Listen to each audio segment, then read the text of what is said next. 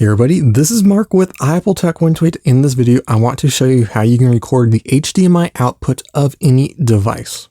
To do this, we are going to be using an Atomos monitor/recorder.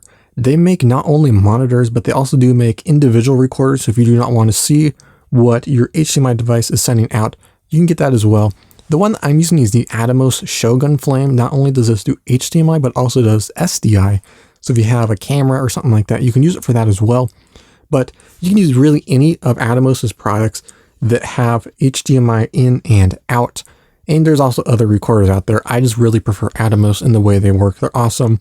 Mine is $1,000, but again, they do make cheaper ones. So go ahead and check them out. But like I said, the thing I love about Atomos is that they have not only HDMI in to record whatever signal is getting, but it has HDMI out. So you can just loop it right through, still send it to your TV. So if you're using an Apple TV, let's say, it'll send the signal into your monitor. You can record, but there's also an out, so you can still send it to your TV and see what's going on. So we're gonna need two HDMI cables for this, one for the in, one for the out. We're gonna start off with this little Android TV box. We'll go ahead and plug it in, turn it on. As you can see, it is working right away. Now we can go ahead and press the record button right on the screen, and we can start recording the output of our Android TV box. Now, if I plug another cable into the HDMI out port and I go into settings, I can verify that the out is actually working.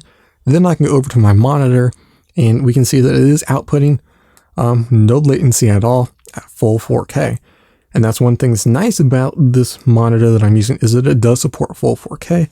So if you have something that supports that resolution, you can get the highest possible quality out of this. So here's a couple more examples. You have an HDMI compatible DVD player. You can record your movies straight to this. Don't recommend it. I don't think that's legal, so don't do that. But we can also do something like an Apple TV. There's really not a great way to record your Apple TV screen if you're an app developer making a promotion video. So we can use it this way, and it actually works surprisingly well. And then here's a couple more examples for you to try. You can do your computer screen. You can record straight from your computer's HDMI output, which will have no effect at all on the computer's performance if you're doing benchmarking. And we can record, how about our TV? If you have a set-top box like a dish or a DirecTV, you can record straight from that as well. And you can record your iPhone screen. If you have a Lightning to HDMI adapter, you can record your iPhone, iPad, whatever you want. But there you go. That is how you record the screen of any HDMI device, the output. It works really great, and I love this monitor. If you want to pick up any Atomos product, I'll drop a link to it down below, and specifically my recorder that I use. If this video helped you out and you liked it, leave a like and hit the subscribe button for more videos like this. This is Mark with Apple Tech 128, and I'll see you in the next one.